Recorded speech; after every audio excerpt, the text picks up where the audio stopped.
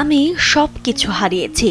ধ্বংসস্তূপের মাঝে দাঁড়িয়ে আকাশপানে চেয়ে এক বুক ভরা হাহাকার নিয়ে আর্তনাদ করেছিলেন কারাকাসের বাসিন্দা ম্যানুয়েল ক্যালডেরন। বুধবার সন্ধ্যার সেই বিভীষিকাময় মুহূর্ত এখনও তাড়া করে ফিরেছে ভেনেজুয়েলার এই শহরটিকে। চোখের পলকে তাসের ঘরের মতো ভেঙে পড়া অট্টালিকা আর ঘরবাড়ির ভেতর আটকে পড়া প্রিয়জনদের চিৎকার, সব মিলিয়ে এক নরকীয় পরিস্থিতির সাক্ষী হলো ভেনেজুয়েলা। যেখানে একটু আগেও ছিল সাজানো গোছানো সংসার, মুহূর্তের ব্যবধানে সেখানে এখন শুধু ধুলোবালি আর ধ্বংসস্তূপের স্তূপ। লোডশেডিং কিংবা ঘরের বাইরের তীব্র গরমে ওয়ালটন রিচার্জেবল ফ্যান থাকলে থাকবে শুধু বাতাস আর বাতাস।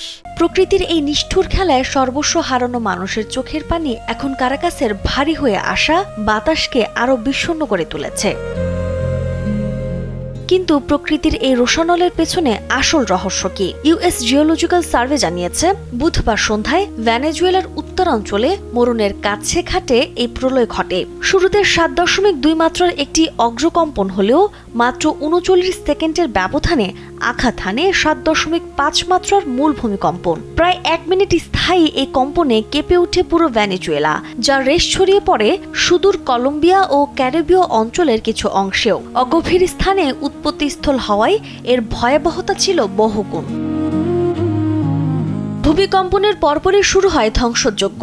হোর্হে মায়োরগার মতো অনেকেই বাঁচার তাগিদে ঘর ছেড়ে বেরিয়ে এসেছেন, কিন্তু ফিরে গিয়ে দেখেছেন নিজেদের অস্তিত্বের শেষ চিহ্নটুকুও মুছে গেছে। এখন পর্যন্ত পাওয়া তথ্যানুযায়ী এই বিপর্যয়ে অন্তত 32 জনের মৃত্যু হয়েছে এবং আহত হয়েছেন 700 জনেরও বেশি। উদ্ধারকর্মীরা দিনরাত ধ্বংসস্তূপ ঘুরে চলেছেন প্রাণের সন্ধানে, ফলে মৃতের সংখ্যা বাড়ার আশঙ্কা করছে প্রশাসন।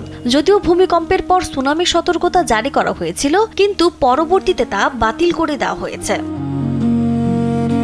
কারাকাস এমনিতেই অর্থনৈতিক সংকটে জর্জরিত, তার উপর এই প্রাকৃতিক বিপর্যয় যেন মরার উপর খাড়ার ঘা হয়ে এসেছে। ক্ষতিগ্রস্ত এলাকাগুলোর বেশিরভাগ মানুষই মধ্যবিত্ত ও নিম্নবিত্ত, যাদের আয়ের প্রধান উৎস ছিল ছোট ব্যবসা বা দিনমজুরি। কিন্তু এখন তাদের এই আয়ের উৎসগুলোই ধ্বংস হয়ে গেছে।